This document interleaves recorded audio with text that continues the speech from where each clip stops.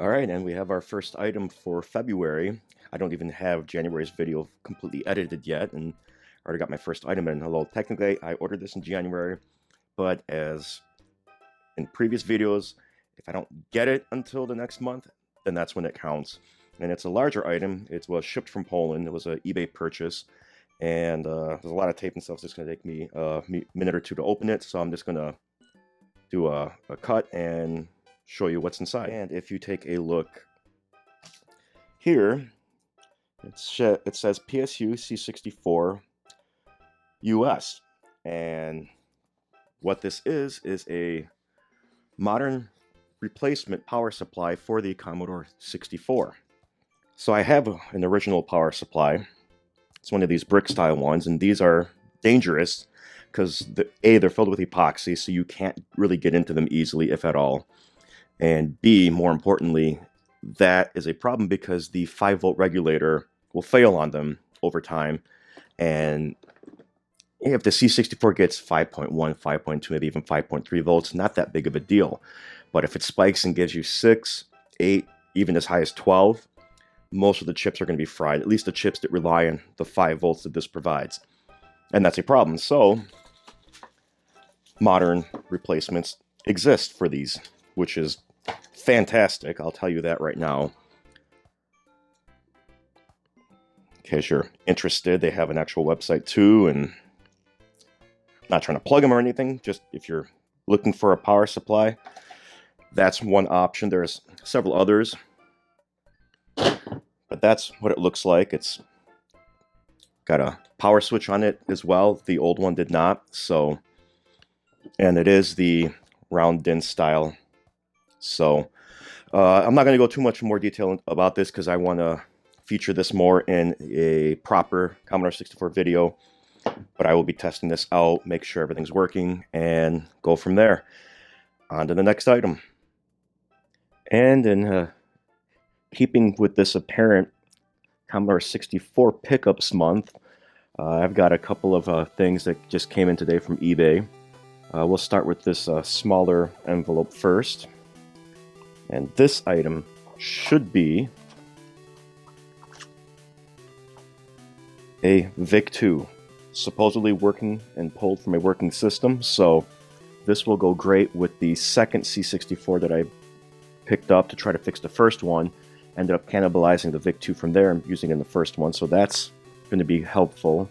And apparently postage was $4.20. So nice little joke there, right? And then the next item here, so these are RAM chips for 8-bit microcomputers such as the C64 as well as the Apple II and others. And since the second C64 has at least one bad RAM chip, I figured I'd just order a set of 10. It wasn't that expensive. And I'll replace it and see if I can get it working. I may make a video, just like a quick repair video on the second one, or an attempted repair video for the second one. But I ultimately want to keep everything together for future C64 videos, the history video, things like that. So we'll see. On to the next item. Alright, and the next item we have is another eBay pickup. And we'll see what's in here. Pretty sure I know which order this is. I do order things that aren't related to this channel, but I'm pretty sure this is for the channel, and if it's not, you'll never see this video. So make sure there's nothing identifiable. And it's a SNES Junior, aka the SNES 101. Now this is the re-release of the SNES. You know, Nintendo over time was able to shrink the hardware down and a little bit and get it to a point where they don't have to have as many components, it doesn't cost them as much, etc., etc., etc. So they did the same thing with the NES, and they shrunk that down and turned it into a top loader, similar to what the Famicom was. And so of course they did it with the SNES, and they didn't do that with the 64 or the GameCube, but they did kind of do that with the Wii. And they kind of miniaturized it. Also came with some controllers. This one's got a little bit of a, I'm guessing a tooth mark or something. Oh well. This one is in good shape, and I'll have to clean these and test them out too. Yeah, there are 4 controllers in total, so that's pretty cool. Really only need 1, right? 2 of them if I want to do multiplayer. And then, of course, the AV cables and the power supply. No games or anything. I have to... I got those separately, so...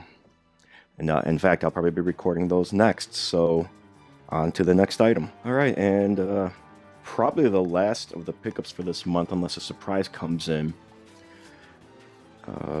Because it's the 28th, and with it being leap year, tomorrow's the 29th. So we'll see if anything else comes in, but I don't think I'm going to get anything else. I don't think I'm going to pick anything else up unless I get lucky and find something. But we'll see, I guess. But for now, picked up a copy of Final Fantasy VII Crisis Core for the PSP, $8.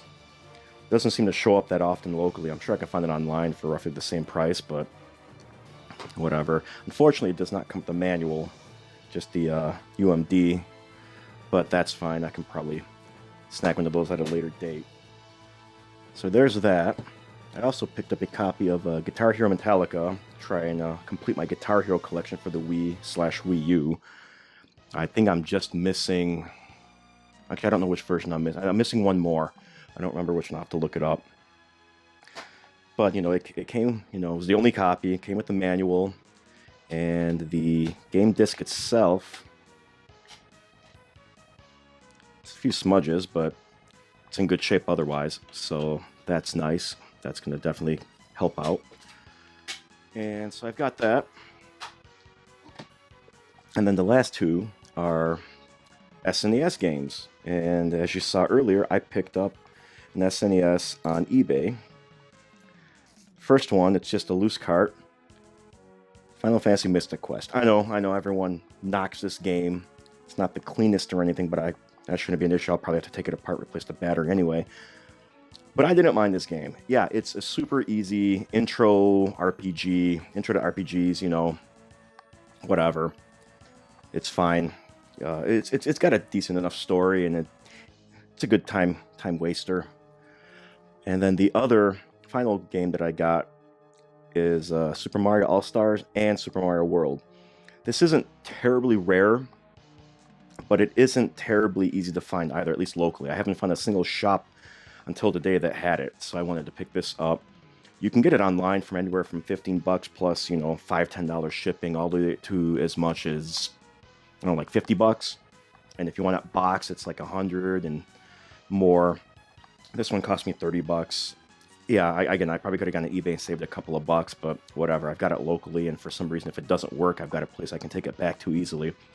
This also utilizes an SRAM battery, so I'll probably have to open this up and replace it as well. So we'll get that going. And again, as long as nothing surprises me tomorrow, this will probably be it for February pickups. All right. Okay, so I might have lied. I do actually have a couple more pickups. I picked them up today when I stopped at a local vintage record, cassette, movie, etc. place, and they have a small game section there. So first thing I picked up from there is this Game Genie for the Super NES, and it's a little dirty, and there's a little bit of rust on this one screw, so I'm kind of concerned. I'm going to have to open it up and see if there is any damage inside or not. Hopefully minimal, or at the very least it's something that can be repaired. And if it, you know, doesn't work, then I'll just return it, whatever. And then the other item that they had there was the Super Game Boy. I had both of these, and they were both very, very, very awesome accessories for the Super NES. Obviously, the Super Game Boy allowed you to play Game Boy games on your television through the Super NES, as well as certain enhanced Super Game Boy games, which would add a couple extra elements such as custom borders and some extra colors on screen.